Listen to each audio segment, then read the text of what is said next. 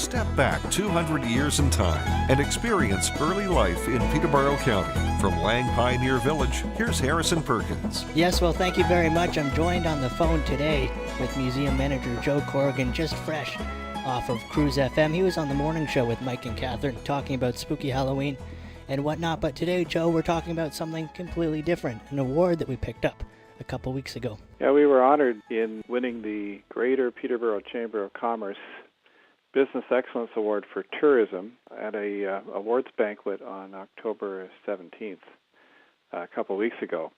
And we were nominated along with the Irwin Inn and Peterborough and the Kawarthas Tourism.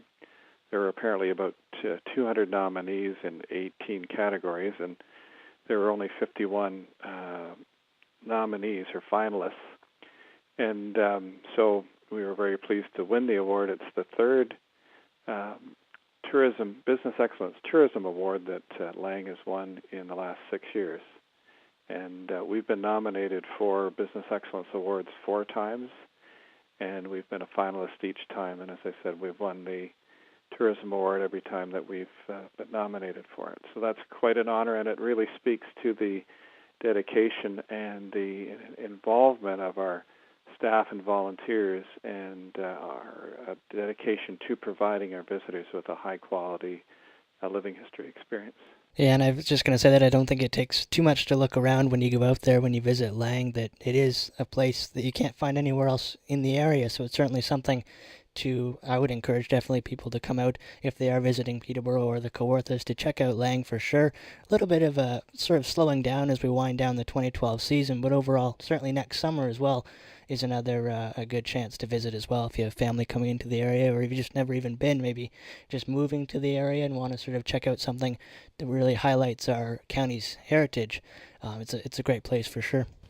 Yeah, I guess we've had a very good year with the highlights being the War of 1812 reenactment, which is really 3 elements to it. The youth workshop where 20 young people got the opportunity to step into the shoes of War of 1812 soldiers and live that experience, followed by the 2-day War of 1812 reenactment where we had almost 1,400 people in attendance and saw authentic battle recreations involving not just the Americans and British troops, as we quite often do, but also a sizable proportion of First Nations warriors.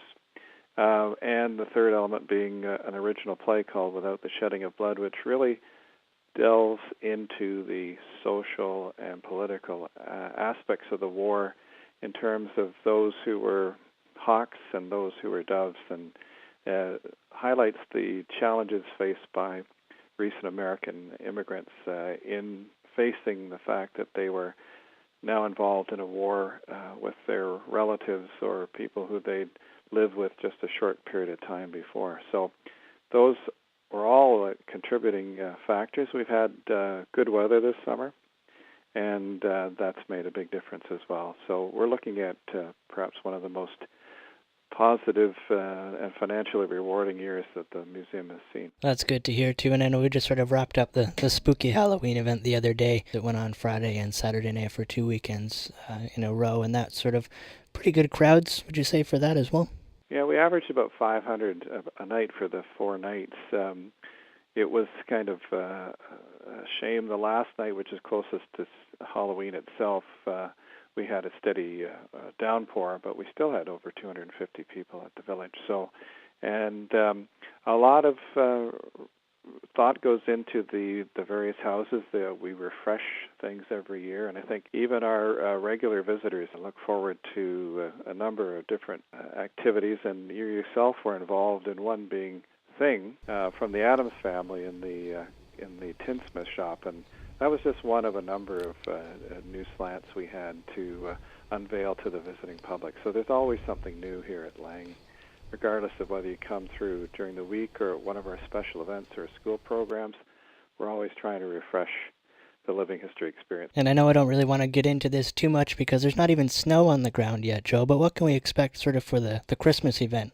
Well, we try to have horse and sleigh rides if possible. Usually it's horse and wagon, depending on the weather. But we'll be looking at carolers and all the traditional Christmas decorations and themes with the various buildings in our village. And for those who don't know Lang, we cover a number of different periods in time, going from the 1820s to the 1900s. So the various buildings interpret various Christmas celebrations at various times during the 19th century for the settlers. Another thing that we do is on the Sunday, we've been partnering over the years with the Keene United Church to put on a live nativity.